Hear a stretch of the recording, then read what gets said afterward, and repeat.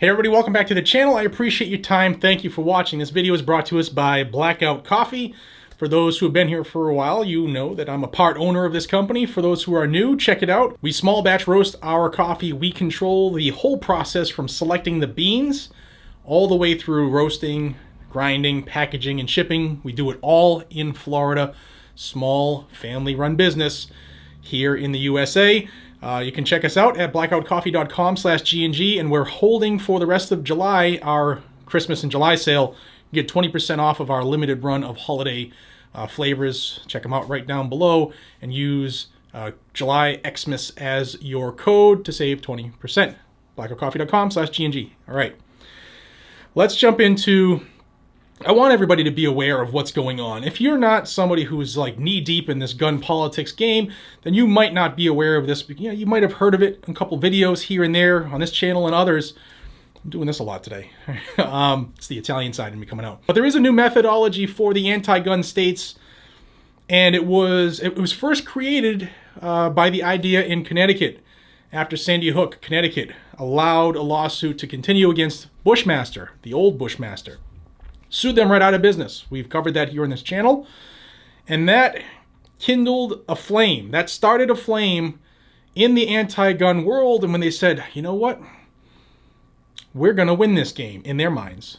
And even though there's the PLCAA, PLACA, the Protection of Lawful Commerce in Arms Act, which is a federal law that says it is illegal to have frivolous lawsuits against gun manufacturers for criminals using their product, breaking the law, hurting people, killing people, you know, let's make murder illegal type thing. So Connecticut was the first case to be allowed to continue, and they used that predicated on advertising toward children. And you see that in every state now that I'm about to talk about where this is a new thing. It started in New York after the Connecticut issue. This new generation of this idea bloomed in New York with their public nuisance law. And they challenged it. You know, a bunch of gun manufacturers challenged the law in New York because they were going to sue manufacturers out of business. And it passed constitutionality, and I think NSSF has appealed that. I'd have to double check. And because it has passed the initial constitutionality check, I think it is actually the federal district court level, and now it's going to go to the appellate, I hope. Because that has happened, well, now New York is suing all of the manufacturers because they're a public nuisance. And it allows individuals, family members of victims, or people who are victims of gun violence, air quotes, to sue the manufacturers civilly and try to sue them out of business. That's what they want. Well, if it was allowed to stand in New York, then the other anti-gun states were like, yeah, this is it. This is how we're going to do it. Delaware's passed one, New Jersey's passed one, and this week California passed one. And California is a little bit different. They tweaked it up. Being California, they have to be the biggest anti-Second Amendment state there is.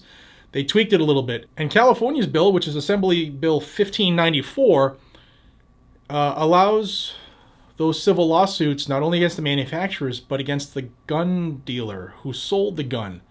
So if your gun shop sold the gun and the person passed the background check, the only thing that's required by federal law, you pass the background check, right? And you don't have any issues with mental health commitments and stuff like that against your will, well, you pass all that. It's supposed to be uninfringed after that, right? Your background check, according to federal law, right? Well, this allows or requires gun dealers now to deny that sale if they had reason to believe or reasonably believe that that person had ill intent. And who, it's not in the bill, the law, who determines what someone should reasonably believe means. So here's the example. Guy goes into a gun shop, passes the background checks, purchases a gun. At any point, 5 years later, 10 years later, decides I'm going to be a criminal, hurts somebody. Now that person who's hurt and the family can sue that gun dealer and the manufacturer with the whole goal of suing the firearms business out of these states. That's what they want. They want to have these lawsuits, which civil lawsuits, you can sue for the sky. Sky's the limit.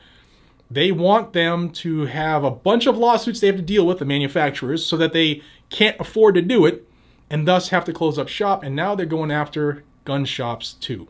Now, I know many people who own gun shops. They can't take on these multi-million-dollar lawsuits.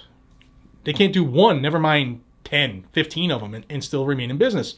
And that's what these anti-gun attorney generals and governors are betting on. Now, this comes on the heel of the Supreme Court saying, hey, you can't have those cockamamie laws designed to keep people away from getting their firearms. You can't create these laws where they have to jump through hoops to get a concealed carry permit.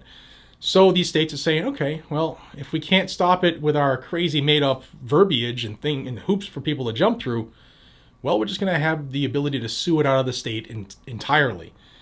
And that's what Gavin Newsom is going after this past week. And that's what Kathy Hochul is doing in New York. And before her, it was frickin' the Dawn, the wannabe Dawn, the woman toucher. And that's what they're doing in Jersey and Delaware. And I guarantee you it'll probably end up here in Massachusetts at some point for the next session. It's just disgusting, but I want you all to be aware of it because it could be coming to your state too. And it's time to pay attention to what they're actually trying to do, these anti-gunners. They've been smacked in the face with the Bruin decision, but they're always going to figure out a way around it. That is their game. That is their agenda. That is their end goal. And it is plain to see right now that their end goal right now is to have enough civil lawsuits to shut down the firearms industry. So I just thought I'd give you this information to chew on. Let me know what you think down below. Am I crazy? Am I nuts?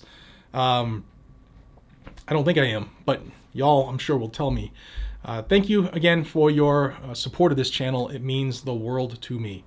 I do not do this without you, and I look back and we're closing in on our 9th year on this channel. We started this in 2014, and I'm blessed to be able to do this every day and talk to you all. So thank you for your support. Please subscribe to the channel if you haven't already. I would love to see this channel continue to grow in spite of anti-gun YouTube trying to hold it back. So please help the channel by hitting the subscribe button down below, like the video, share the video, and comment on the video, and hit that bell icon. Turn it to all notifications so you're supposed to be notified when I put out new content or go live. And until we see each other again, be safe, stay vigilant, carry a gun to keep you, your friends, your family, your community safe. Don't forget Blackout Coffee, save big on our limited run of holiday flavors. blackoutcoffee.com/GNG. Take care.